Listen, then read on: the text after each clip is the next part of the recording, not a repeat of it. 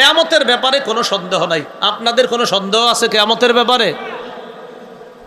যখন তাদেরকে বলা হয় ওয়াসসাআতু লা রাইবা ফিহা, কিয়ামত হবে এতে কোনো সন্দেহ নাই, তখন তোমরা বলো কুলতুম মা নাদরি মাসসাআ, তখন তোমরা বলে থাকো আমরা জানি না কিয়ামত কি জিনিস। বলেন নাউজুবিল্লাহ। একদল মানুষকে বলা হয় কিয়ামত হবে, কোনো সন্দেহ নাই, তখন তারা বলে মা নাদরি মাসসাআ, আমরা জানি না কিয়ামত কি জিনিস। ইন্না যুন্নু ইল্লা যন্না, আমরা শুধুমাত্র ধারণা পোষণ করি, হ্যাঁ কিয়ামত হতে পারে এই জাতীয় একটা ধারণা রাখি। আমাদের ইমানদারদের কি ধারণা না নিশ্চিত হবে? তো এরা বলে যে ধারণা রাখি হবে। ওয়ামা নাহনু বিমুস্তাইকিনিন, আমরা দৃঢ়ভাবে কিয়ামতকে বিশ্বাস করি না, কিয়ামত যে হবে এটা আমরা দৃঢ়ভাবে বিশ্বাস করি না। এটা একদল মানুষের বক্তব্য। বলেন নাউজুবিল্লাহ। এবার আল্লাহ পাক রব্বুল আলামিন বলেন ওয়াবাদা লাহুম সাইয়্যাতু মা আমিলু ওয়া হাকা বিহিম মা কানু বিহি ইস্তাহজিউন। যারা কিয়ামতকে বিশ্বাস করত না, কিয়ামতের ময়দানে তাদের মন্দ আমলটা তাদের সামনে স্পষ্ট হয়ে যাবে, আর যে তারা দিন নিয়ে উপহাস করত এর কারণে তাদের উপর গজব আসবে। কিয়ামতের ময়দানে তাদেরকে আল্লাহর পক্ষ থেকে বলা হবে ওয়াকিল আল-ইয়াওমা নানসাকুম কামা নাসিতুম লিকা ইয়াউমিকুম হাযা, সেদিন বলা হবে আমি আল্লাহ আজকে তোমাদেরকে ভুলে যাব যেমন তোমরা কিয়ামতের ময়দানটা ভুলে গিয়েছ। তোমরা যেমন আজকের দিন ভুলে গিয়েছ, আমি আল্লাহ তোমাদেরকে ভুলে যাব। কি কথা দেখেন, আল-ইয়াওমা নানসাকুম কামা নাসিতুম লিকা ইয়াউমিকুম হাযা, যেমনি ভাবে তোমরা কিয়ামত ভুলে গেলা আমিও তোমাদেরকে ভুলে যাব। ওয়া মাওয়াকুমুন নার, তোমাদের ঠিকানা জাহান্নাম। ওয়া মালাকুম মিন নাসিরিন, তোমাদের কোনো সাহায্যকারী নাই। তাহলে আমরা কি কিয়ামত হবে এটা কি সন্দেহ যে হতেও পারে নাও হতে পারে, নাকি নিশ্চিত হবে? তো এটা আল্লাহ পাক রব্বুল আলামিন এরপর কি বলে দেখেন, যালিকুম বিআন্নাকুম ইত্তাখাযতুম আয়াতিল্লাহি হুজুওয়া ওয়া গাররাতকুমুল হায়াতুদ দুনিয়া, এটা এই কারণে তোমরা আল্লাহর আয়াতগুলোকে উপহাসের বস্তু হিসাবে গ্রহণ করেছ, আর পার্থিব জীবন তোমাদেরকে ধোঁকা দিয়েছে, দুনিয়ার জীবন তোমাদেরকে ধোঁকা দিয়েছে।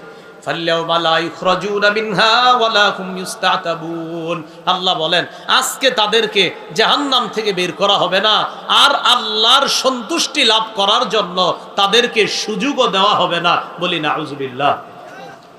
তাহলে এখান থেকে আমরা কি শিখলাম? আল্লাহ বলে দুনিয়ার পিছনে যারা ব্যস্ত তাদের মধ্যে অনেকে এরকম বলে কিয়ামত হতেও পারে নাও হতে পারে। এটা জানেন এইভাবে বলেও বিভিন্ন জায়গায় সাক্ষাৎকারে বলে কয়টা শুনেছি হতেও পারে নাও হতে পারে। আল্লাহ কয় না, নিশ্চিত হবে। পার্থিব জীবন যেন তোমাদেরকে ধোকায় না ফালায়, পার্থিব জীবনের ধোকা থেকে বেঁচে কিয়ামতের ময়দানে যেন আমলনামা নিয়ে দাঁড়াতে পারি, আল্লাহ তৌফিক দান করেন। সূরা আহকাফ 20 নম্বর আয়াত, আল্লাহ পাক রব্বুল আলামিন বলেন ওয়ায়াউমা ইউরাদুল্লাযীনা কাফারু আলান নার, কিয়ামতের ময়দানে কাফেরদেরকে জাহান্নামের সামনে পেশ করা হবে। তাদেরকে বলা হবে আযহাবতুম তাইয়্যিবাতিকুম ফি হায়াতিকুমুদ দুনিয়া, দুনিয়ার মধ্যে যখন তোমরা ছিলা তোমাদের নিয়ামতগুলোকে তোমরা ধ্বংস করে দিয়েছ। আবার বলেন, দেখেন কি বলে, আযহাবতুম তাইয়্যিবাতিকুম ফি হায়াতিকুমুদ দুনিয়া, তোমাদের পার্থিব জীবনে আখিরাতের যে নিয়ামতগুলা ভোগ করতা এগুলা দুনিয়াতে থাকতেই তোমরা নষ্ট করে দিয়েছো। আবার বলছি, কিয়ামতের ময়দানে আল্লাহ কাফেরদেরকে জাহান্নামের সামনে নেওয়ার পরে বলা হবে আজকে যে তোমরা উপভোগ করতা নিয়ামত এগুলা দুনিয়াতে থাকতেই তোমরা শেষ করে ফেলেছো। এরপর আল্লাহ বলেন ওয়াস্তামতাতুম বিহা, তোমরা উপভোগ করেছো দুনিয়াতে। ফাল্যাউমা তুজজাউনা আযাবাল হুন, আজকে তোমাদেরকে লাঞ্ছনাদায়ক শাস্তি দেওয়া হবে। বিমা কুনতুম তাস্তাকবিরুনা ফিল আরদি বিগাইরিল হক, তোমরা অন্যায়ভাবে দুনিয়াতে অহংকার করতা। ওয়া বিমা কুনতুম তাফসুকুন, আর দুনিয়ার মধ্যে তোমরা পাপাচার করতা, এই কারণে আজকে তোমাদেরকে লাঞ্ছনাদায়ক শাস্তি দেওয়া হবে। বলি নাউজুবিল্লাহ। এখন তো এতগুলা কথা শুনলাম আমরা যে পার্থিব জীবন যেন ধোকায় না ফালায়। সূরা নাজম এই সূরাতুন নাজমের 29-30 নম্বর আয়াতে আল্লাহ পাক রব্বুল আলামিন বলেন, ফাআরিদ আম্মান তাওয়াল্লা আন যিকরিনা ওয়া লাম ইউরিদ ইল্লাল হায়াতাদ দুনিয়া। ফাআরিদ আম্মান তাওয়াল্লা আন যিকরিনা, নবী আপনি তার থেকে মুখ ফিরিয়ে নেন, তাকে এড়িয়ে চলেন যে আমার স্মরণ থেকে গাফেল, আমার জিকির থেকে যে মুখ ফিরিয়ে নেয় আপনি তার থেকে মুখ ফিরিয়ে নেন। আবার দেখেন কি বলে, ফাআরিদ আম্মান তাওয়াল্লা আন যিকরিনা, আমি আল্লাহর স্মরণ থেকে যে বিমুখ হয় আপনি তার থেকে মুখ ফিরিয়ে নেন। ওয়ালাম ইউরিদ ইল্লাল হায়াতাদ দুনিয়া, আমার স্মরণ থেকে যে মুখ ফিরিয়ে নিয়ে শুধু পার্থিব জীবন কামনা করে আপনি তার থেকে এড়িয়ে চলেন, আপনি তাকে এড়িয়ে চলেন, তার থেকে মুখ ফিরিয়ে নেন। যালিকা মাবলাগুহুম মিনাল ইলম, তাদের জ্ঞানের চূড়ান্ত সীমানা ওইটাই, মানে পার্থিব জীবনটাই তাদের জ্ঞানের চূড়ান্ত সীমানা। এখানে দেখবেন তারা জ্ঞান দিয়ে অনেক কিছু করে ফেলবে কিন্তু আখেরাত বিশ্বাস করে না। আল্লাহ বলেন সারা দুনিয়ার সব কিছু পেয়ে গেলেও যদি আখেরাতকেও বিশ্বাস না করে তো দুনিয়ার এই এত অর্জন তার ধূলিসাৎ হয়ে যাবে। বলেন নাউজুবিল্লাহ। এটা আমি একটু পরে বলতেছি, দাঁড়ান। আল্লাহ বলেন, ইন্না রাব্বাকা হুয়া আ'লামু বিমান দাল্লা আন সাবিলিহি ওয়া হুয়া আ'লামু বিমান ইহতাদা, আল্লাহর রাস্তা থেকে যে বিচ্যুত হয়ে গিয়েছে তার ব্যাপারে আল্লাহ অধিক অবগত। আমাদের মধ্যে যারা হেদায়েত প্রাপ্ত তার ব্যাপারেও আল্লাহ অধিক অবগত। পার্থিব জীবনের ব্যাপারে সর্বশেষ আয়াতটা বইলা দুনিয়ার জীবন আসলে কি আমরা কামাই করা কি নিষেধ নাকি, এই বিষয়ে একটা কথা শুনবো আমরা। সূরা আ'লার 17 নম্বর আয়াতে আল্লাহ বলেন, বাল তুসিরুনাল হায়াতাদ দুনিয়া ওয়াল আখিরাতু খায়রু ওয়া আবকা, তোমরা পার্থিব জীবনকে প্রাধান্য দাও অথচ আখিরাতের জীবন খায়রুন উত্তম ওয়া আবকা এবং চিরস্থায়ী জীবন। বলেন তো দুনিয়ার জীবন চিরস্থায়ী না আখিরাতের জীবন চিরস্থায়ী? এবার মূল কথায় আসি, চলেন। এতগুলো আয়াত থেকে জানলাম দুনিয়া যেন আমাদেরকে ধোঁকা না দেয়। আর আমার আলোচ্য যে তেলাওয়াত করছি সূরা ফাতিরের 5 নম্বর আয়াত, এই আয়াতে আল্লাহ এটাই বললেন, ফালা তাগুররান্নাকুমুল হায়াতুদ দুনিয়া, পার্থিব জীবন যেন তোমাদেরকে ধোঁকায় না ফালায়, ধোঁকা না দেয়। এখন একটা কথা যে হুজুর আপনি বয়ানে বললেন পার্থিব জীবন, পার্থিব জীবন, খালি পার্থিব জীবন, আমরা তো অনেকে টাকা পয়সা কামাই, এটা কি নিষেধ নাকি? খুব মন দিয়ে শোনেন। সহিহ বুখারীর বর্ণনা 1237 নম্বর হাদিস। এই হাদিসের মধ্যে বর্ণনাকারী সাহাবীর নাম আবু যর গিফারি রাদিয়াল্লাহু তাআলা। বর্ণনাটা এখানে সংক্ষিপ্ত, কিতাবুর রিকাক বুখারীর ওখানে বর্ণনাটা অনেক বড় আছে।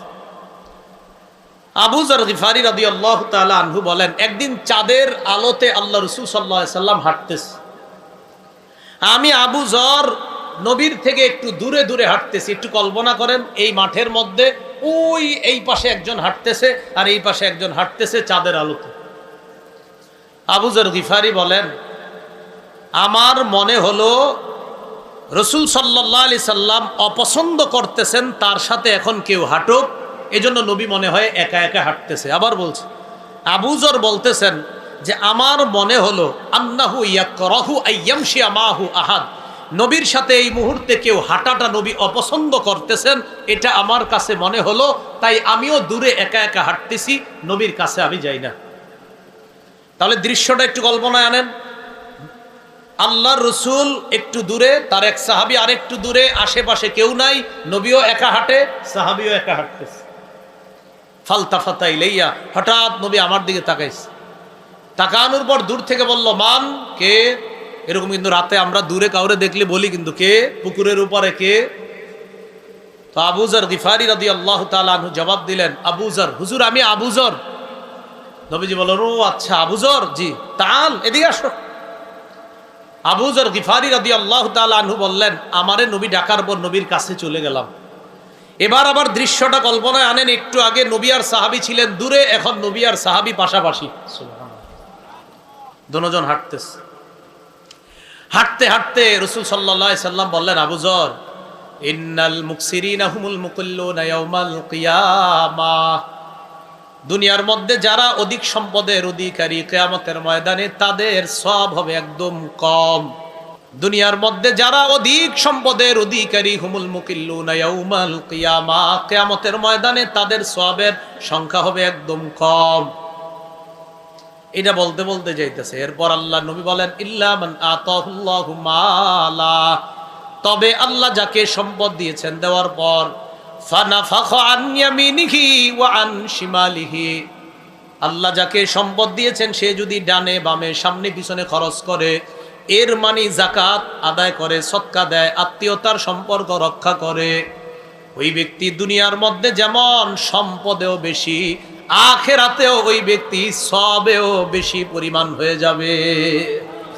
তাহলে যেই ব্যক্তির সম্পদ বেশি আর দুনিয়াতে সে যদি সম্পদের হক আদায় করে, এই ব্যক্তি দুনিয়াতে যেমন বেশি সম্পদের অধিকারী, আখিরাতে সে বেশি সওয়াবের অধিকারী হয়ে আল্লাহর জান্নাতের মেহমান হয়ে যাবে। তাহলে এবার বুঝছেন নি আপনারা, বেশি সম্পদ দোষের না, হ্যাঁ আখিরাত ভুইলা বেশি সম্পদ দোষের। আবার বলছি, বেশি সম্পদ, প্রথম কথা বেশি সম্পদ, এই সম্পদ বেশির এটা দুই অংশ হতে পারে। এক, এই সম্পদ তারে আখিরাত ভুলায় নাই, মাশাআল্লাহ ভালো। আরেকটা সম্পদ তারে আখিরাত ভুলাইয়া দিছে, এটা খারাপ।